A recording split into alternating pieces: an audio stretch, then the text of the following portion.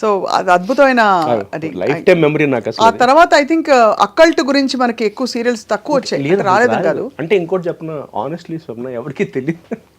అంటే it's knowledge.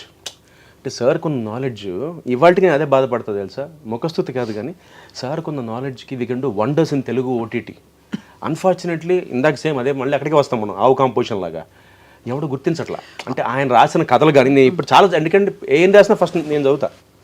ఆయన రాసిన అన్నీ ఇవాళకి తీసుకుంటే ఏం రాసినా ఆయన ఒక రీడింగ్ నాకు ఇస్తారు, నేను వింటాను, నేను నా ఒపీనియన్ చెప్తాను, వాట్ ఎవర్ ఇట్ ఈస్.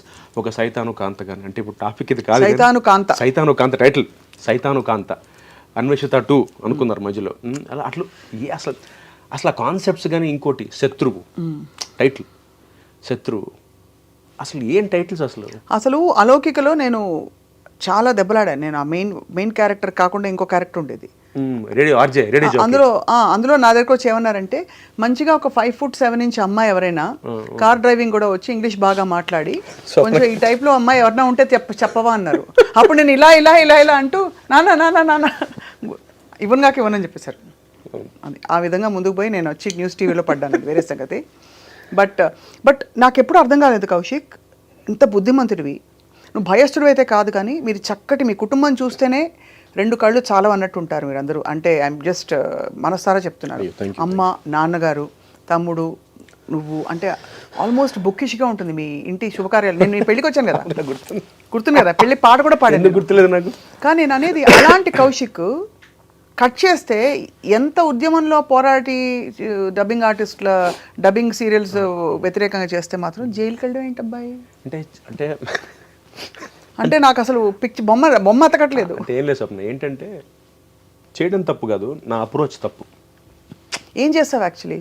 అది అంటే ఇప్పుడు యాక్చువల్గా బాగున్నా అందరితో, బాగుండు ఫ్లాష్ బ్యాక్ వెళ్ళడం ఇష్టంలా, కాకపోతే అప్రోచ్ తప్పు. సో జైలుకి వెళ్ళినందుకు కూడా కాదు, నాకేమైపోయిందంటే నిజంగా ప్రోస్ అండ్ కాన్స్ ఆలోచించలేదు స్వప్న. ఎంత బాధపడ్డానంటే, అరే ఇన్ని డబ్బింగ్ సీరియల్స్ మన తెలుగులో ఎంతమందికి ఉపాధి కోల్పోతున్నారా అంటే. ఆల్మోస్ట్ అప్పుడు మనకి యావరేజ్గా ఇవాళ స్వప్న యావరేజ్గా మనకి 76-77 సీరియల్స్ వస్తుంది రోజుకి. అవును, రోజుకి అన్ని ఛానల్స్ కలిపి. అందులో 40 ఉండేవి డబ్బింగ్ సీరియల్స్ 2013లో. 40 ఆల్మోస్ట్. బాలిక వధు అని, కహానీ ఘర్ ఘర్కి, కహికి సీరోజు, అన్నీ యాస్టిస్ తెలుగు డబ్బింగ్. వాళ్ళు ఎపిసోడ్కి 10 లక్షలు ఖర్చు పెడితే మనం 10,000 అంటే ఎంత, 10%, 1%, 10% అన్నా అంతేగా, అంతే 10%, 10 lakhsలో 10%తో మనం తెలుగులో డబ్ చేసేస్తాం దాన్ని. ఆడియన్స్ని మనం బ్లేమ్ చేయడానికి లేదు, ఎందుకంటే they want that ambience, they want the magnanimity. 10 lakhsలో 10% లక్ష అవుతుంది, అది 1% కదా, 1% సారీ, లెక్కలో వీక్లీ అయితే 1%. ఆ 1%తో మనం తెలుగు వాళ్ళకి అంత అద్భుతమైన అంబియన్స్ ఇచ్చేస్తుంటే మనం వాళ్ళని బ్లేమ్ చేస్తాం చూడొద్దని. పైగా మన తెలుగు వాళ్ళు విశాల హృదయం. అవును, మనం పరభాషా సినిమాలో అదే పేరుతో రిలీజ్ చేస్తాం, అది వేరే టాపిక్, కానీ అదే పేరుతో రిలీజ్ చేస్తాం చూసేస్తాం మనం. అవును. సో అందుకని అలాంటిది మనం వాళ్ళని ఆపడం ఇష్టం లేక మేము డైరెక్ట్గా అడిగాం, అప్రోచ్ అయ్యాం. ఇప్పుడు నీకు డైరెక్ట్గా ఎఫెక్ట్ పడింది ఆ టైంలో? బీభత్సంగా పడింది.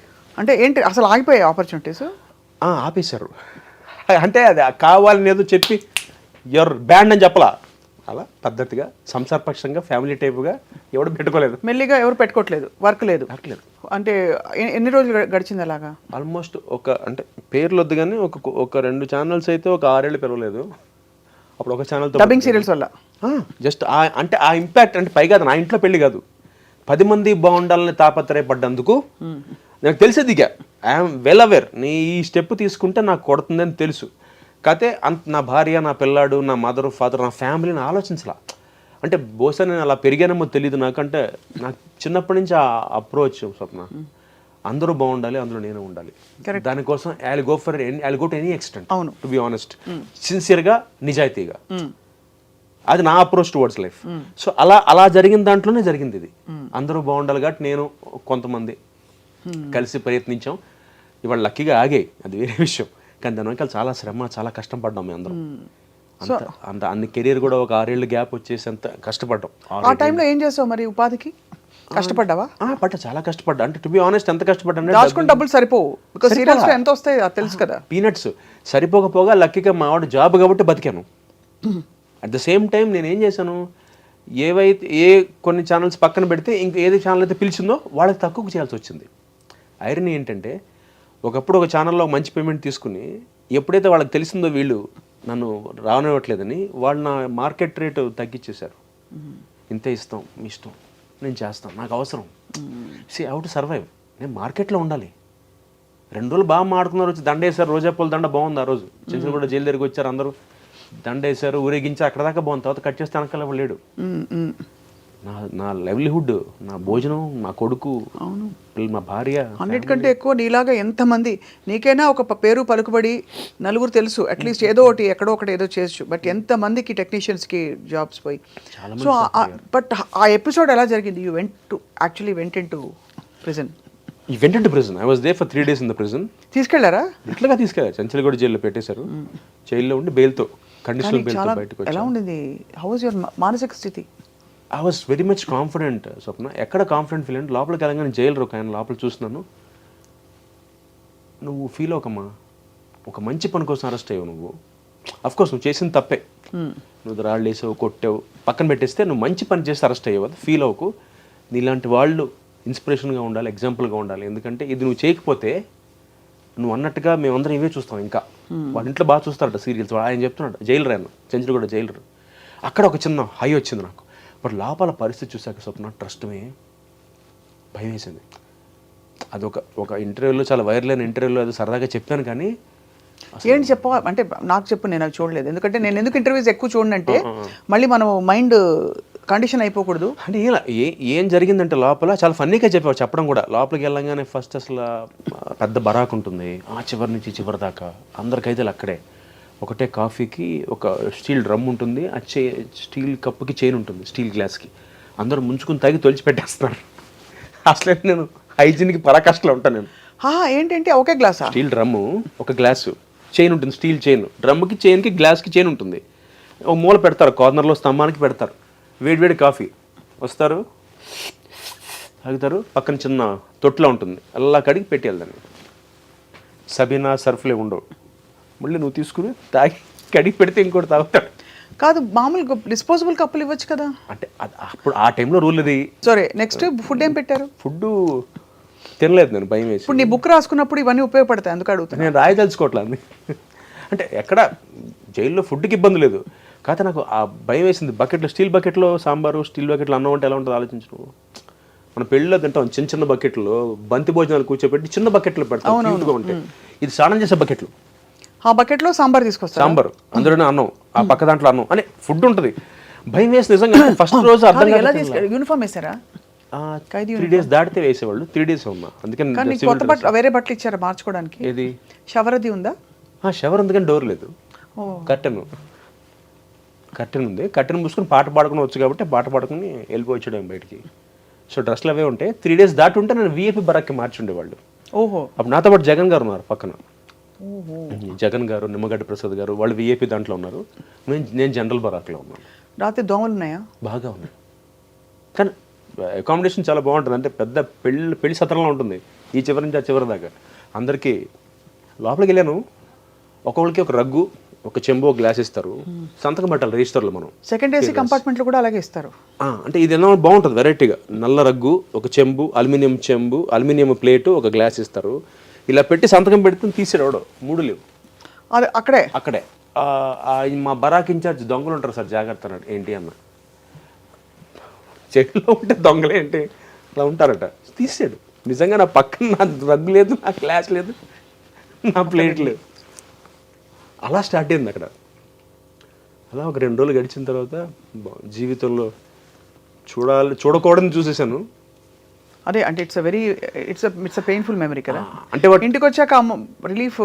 అమ్మ అసలు ఏడుపు. మీ ఆవిడ మా ఆవిడకి నేను ధైర్యం చెప్పేయాలి, కానీ మా అమ్మకి చెప్పలే అసలు ఏమి. మా ఆవిడ చాలా ధైర్యంగా ఉంది. మా అమ్మ అసలు ఏంట్రా నువ్వు ఏం చేద్దావు, నువ్వేమన్నా మా అమ్మ నువ్వేమన్నా మహాత్మా గాంధీ అనుకుంటున్నావా, సుభాష్ చంద్రబోస్ అని, లేదు మనం కౌశిక్ అని అనుకుంటున్నా, మరి ఏంటి నీకు ఇంది ఒకటే. మా అమ్మ, నీకెందుకు పట్టాలి, నీలాగా కొన్ని 100 మంది ఉన్నారు ఆర్టిస్టులు, నువ్వు ఒక్కడవే ఎందుకు నేను తోసారు ముందుకంటే, ఎవరు తోసింది కదమ్మా, నాకు అనిపించింది, నేను ముందుకెళ్ళాను. ఇన్ఫాక్ట్ మా తమ్ముడు నాకు తిట్టాడు, ఎందుకురా మనకు అవసరమా. వాడు చాలా క్లియర్ స్వప్న, ఆదిత్య, ఒరే మనకు అవసరం, very practical, very clear, very up front. ఒరే మనం పని చేసుకుని వచ్చేద్దాం, మనకి ఎందుకు, నీ ఆలోచన బాగుంది, నీ నీ నీ అప్రోచ్ బాగుంది, కానీ చేయనివ్వరు, పడదు. అని వాడు అలాగే నా క్లాస్ పీకాడు. బట్ అల్టిమేట్గా ఎక్కడో నాకేంటంటే ఆగుద్దేమో, ఆపేయగలమేమో, నిజంగా ఆపేమో వాళ్ళ వాళ్ళు అంత జరిగింది కాబట్టి వాళ్ళు ఆపగలిగాం. అట్లీస్ట్ హ్యాపీ నా 2-3 వెళ్తున్నట్టున్నాయి, ఇంకా వస్తున్నాయి. మరి మొత్తం ఆగల 2-3 వస్తున్నాయి, కానీ అప్పట్లో 22-23 సీరియల్ రావట్లేదు డబ్బింగ్.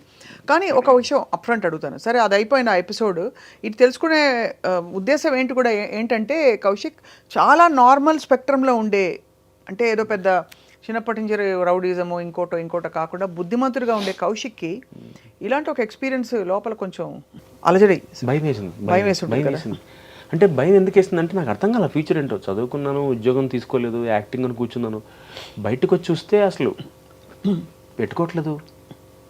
ఒకే ఒక ఛానల్ పిలిచి వేషం అవకాశం ఇచ్చింది, సరిపోదు. 7-8 రోజులు ఇస్తున్నారు, మిగతా 20 రోజులు ఏం చేయాలి?